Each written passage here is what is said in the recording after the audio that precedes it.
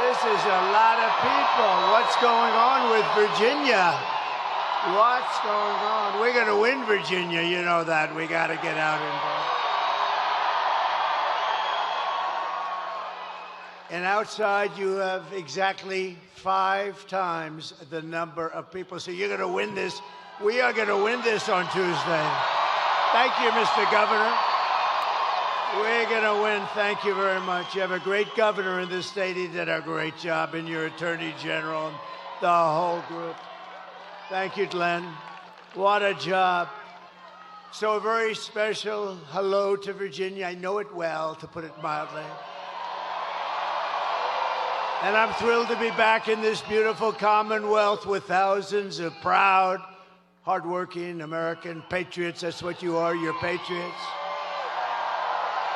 And I'd like to begin with a very simple question for you to answer. If you don't go. I've come today with a message of hope for all Americans. With your vote on Tuesday, that's a big day. You got to get out. We win. I'll tell you what. We win Virginia. We win the whole thing without question. The whole thing. Now, it's very possible that without winning Virginia, we're going to win the whole thing, too. But wouldn't it be cool? Wouldn't it be nice? We got to do it. We're going to win Virginia. I really believe it. We felt it. Your governor felt it. I felt it for a long time. But I will end inflation. I will stop the invasion of criminals into our country, and I will bring back the American dream.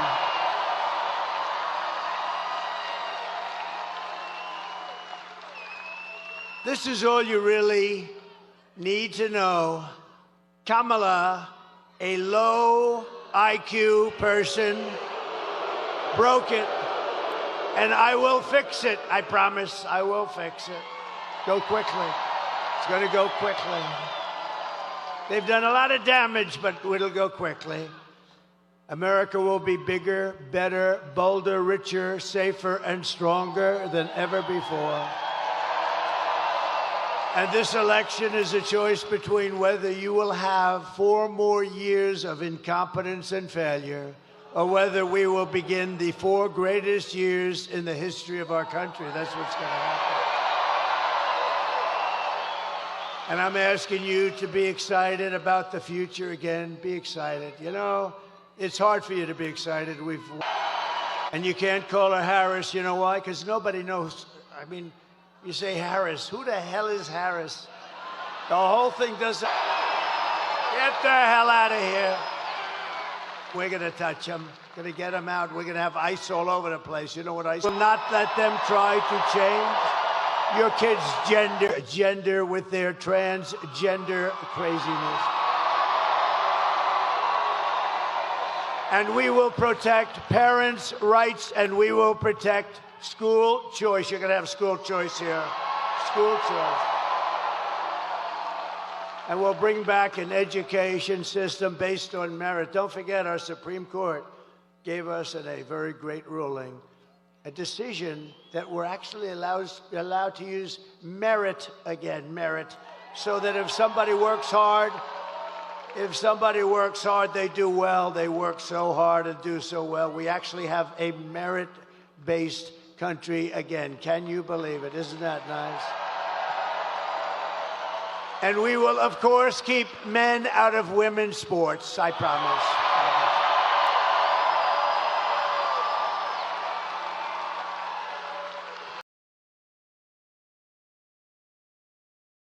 Salem, when a man was allowed to transfer onto the Roanoke College women's swim team.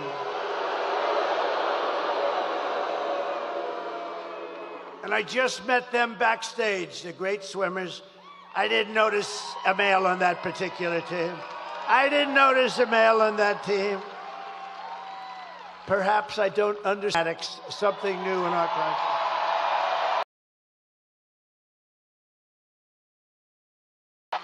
And I would say beautiful, but I'm not allowed to use that term anymore with women, because if you say beautiful, it means the end of your career in politics. You're not allowed to say a woman's beautiful, so I will not tell you how beautiful they are, but they are beautiful. But those strong, beautiful, intelligent women, they won.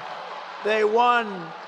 And today we're joined by 7 of the great members, really championship, incredible swimmers of the Roanoke College women's swim team that have gotten a little publicity. They've gotten more publicity than I have. What the hell's going on here? Including team captain Lily Mullins, a real champion. Come on up. Come on up, ladies.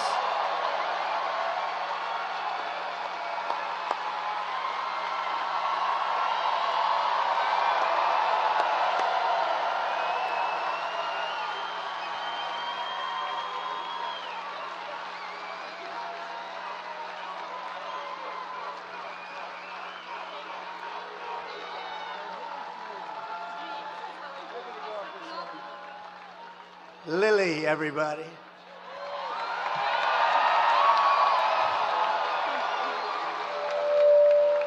Sorry. Thank you so much, President Trump. As female athletes especially, we know that men have an inherent advantage over women in sports. And due to current policies, though, men are competing against women of all ages in all sports. Joe Biden and Kamala Harris have advocated for and pushed for this anti-woman sex-based discrimination to continue all over this country. And point blank, it's unfair. So I would like to thank you, President Trump, for standing with women and promising to protect the rights of all of us.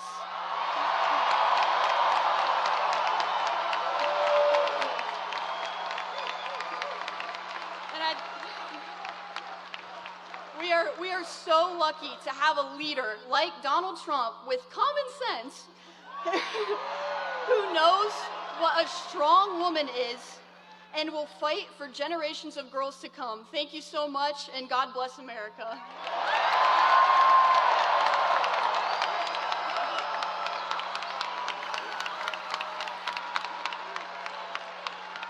What a good job. Thank you, Lily.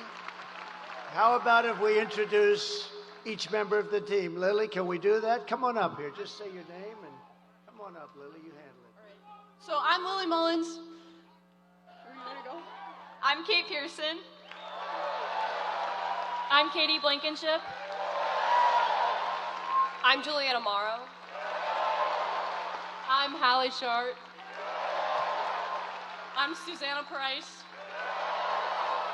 And I'm Carter Satterfield.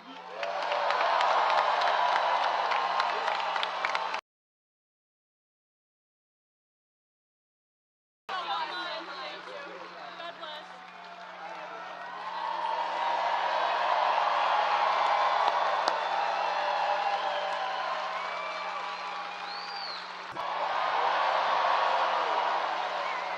So we're in the history of the world.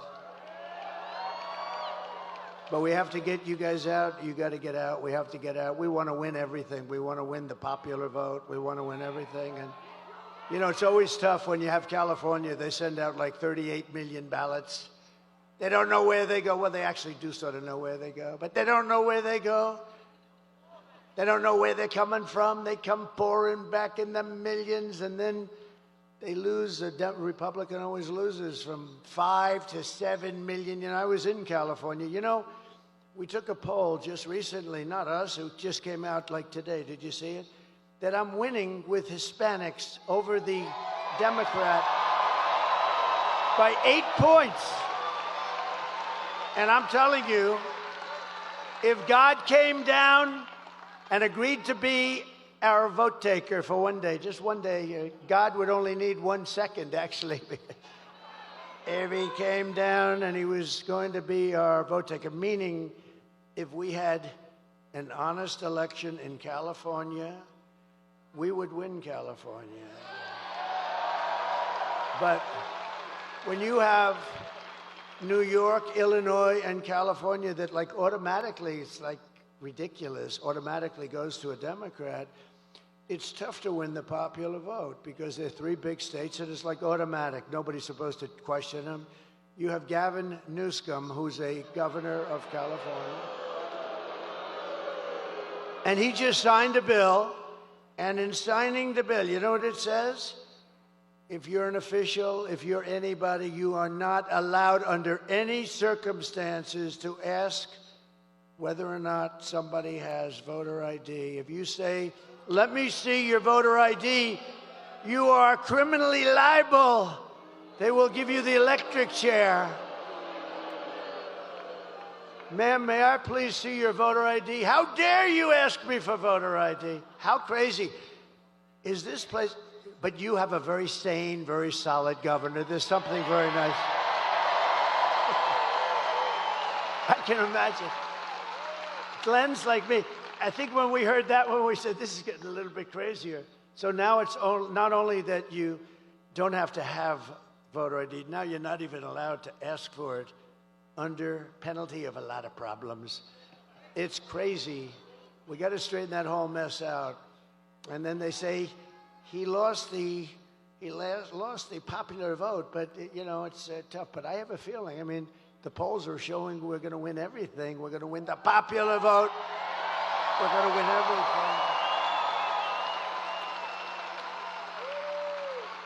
And I'd love to win the popular vote with them cheating. You know, let them cheat because that's what they do. They do it very well. They're very professional.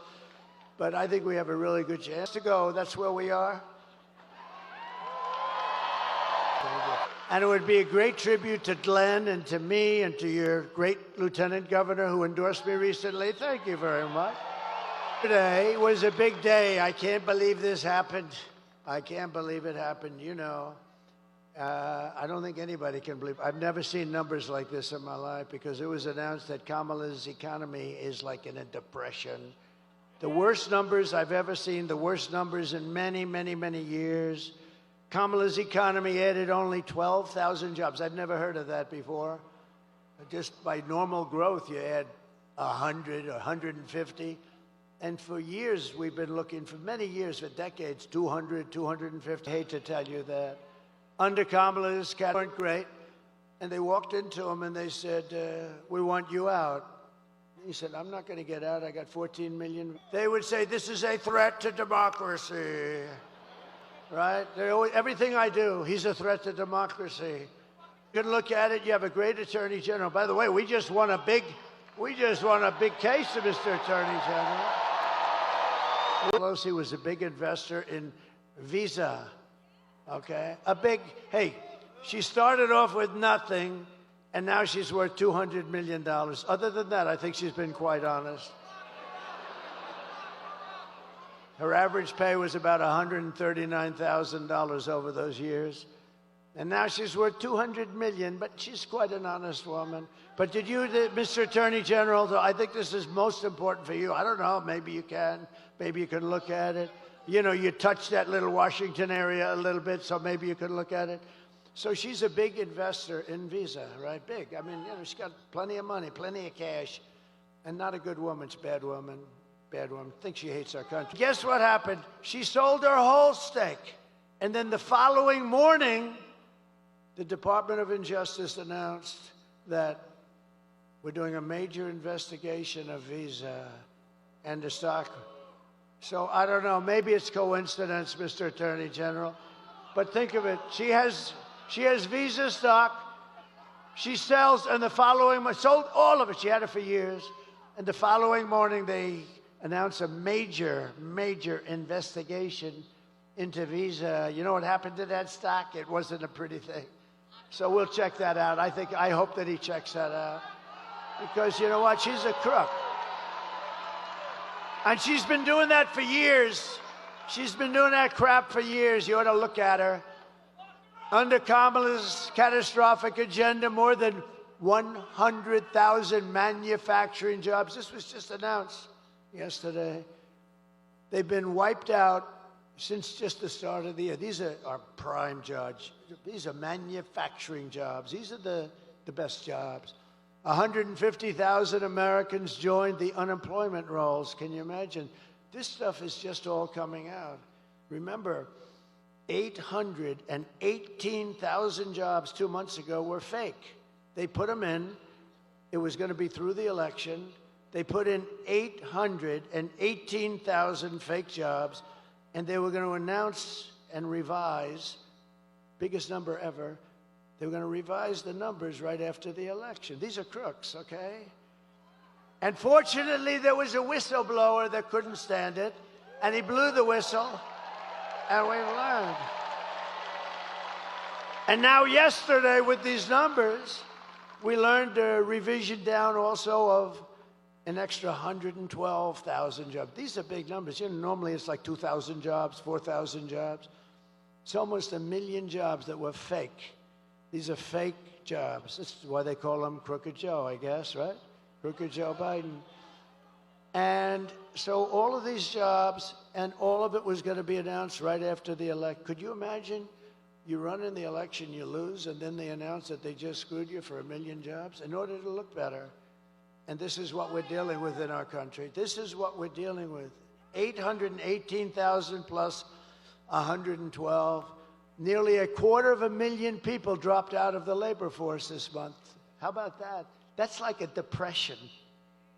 I never wanted to be Herbert Hoover, honestly. They say, who's your favorite president? I give them names. And I do like Ronald Reagan. I refuse to be Herbert Hoover. That was a bad one. He was not use that for ad purpose. No, TiVo or its equivalent. You know, you just play it back. I said, oh, I must have misunderstood it. 12,000. And we is 100% of all net job gains in the past year. In other words, all of the gains. You know where it went? To migrants. 100% of the gains. And the other stat that you have to see, and if you are an African American, you're not going to be happy with these numbers, but African American jobs have been decimated by the people that are coming into our country illegally, and they refuse to give the numbers.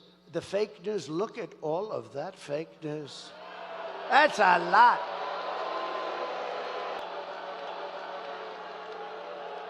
They come from all over the world, but the crime rates in many of these countries, all of the countries, is way down because they're giving us, and Hispanic Americans, great Hispanic Americans. I just had a poll. Can you believe it? I'm leading the Democrats with Hispanics.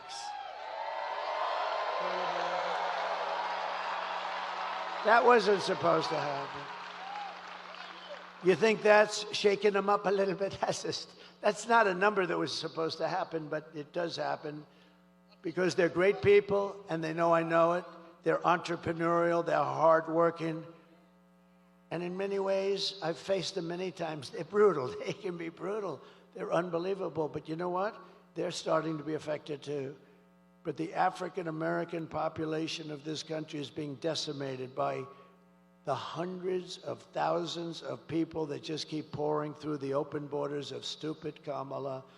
And you know what? They should announce those numbers right now because before the election, because you won't have one black person that votes for Kamala.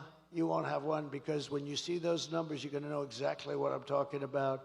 That's just like they didn't want to announce these other numbers, but they had the whistleblower. Maybe there's going to be a whistleblower for what's happened to the job markets for hardworking, wonderful black people that have had jobs, for years, for 20 years, and they have houses with mortgages on them and everything else. And what the hell's going to happen to them? So you ought to take a good look at what they're doing, because they're holding those numbers because they want to get the election over with. And I don't think it's going to matter. I think we're going to win anyway.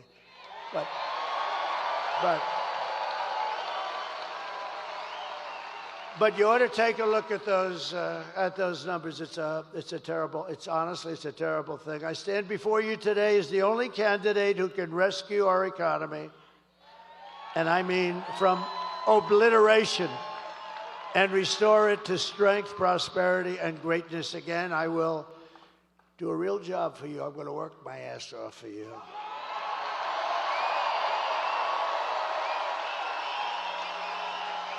And I didn't need this. I didn't need to be with you today. I could have been at a gorgeous beach in lots of places. I own some of the most beautiful beaches. I could have had that salt water from the oceans. I like oceanfront property best. I could have been standing on a beach my beautiful white skin getting nice and tan, being smacked in the face by a wave loaded up with salt water. And I could have said, the hell with everything. I could have had the greatest life in the world. Instead, I got missing a little piece of my ear.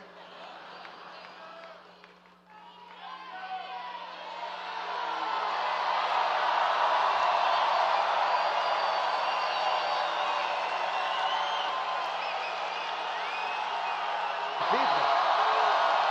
These are great people. No, we're going to make our country great. I wouldn't switch. A lot of people have said, if you had it to do again, you know, I've been abused. Always it was Andrew Jackson, president. He was a great general and a very good president. And he was considered to have been the worst abused of our presidents. And second was Abraham Lincoln. Have you heard of him? And he was abused too. But, you know, in all fairness, he was in a civil war. So I guess, you know, things like that happen. But I think now I've gone to the top of the list, and I am so honored because we're exposing some very bad, sick people. We're exposing them. But a lot of people ask, if you had it to do again, would you do it? I said, I wouldn't even think about it. This is the greatest thing. This is the greatest political movement in the history of our country, without question. Probably in the history of the world. And remember this for everybody, if you're thinking about like sitting down to watching some stuff, like a stupid football game or something, remember this, if we win this election, it will go down, and you're a big part of it. You're a part of it equal to me as far as I'm concerned.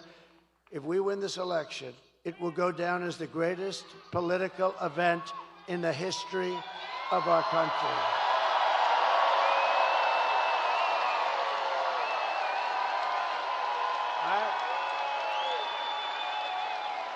If my opponent knew how to fix the economy, it would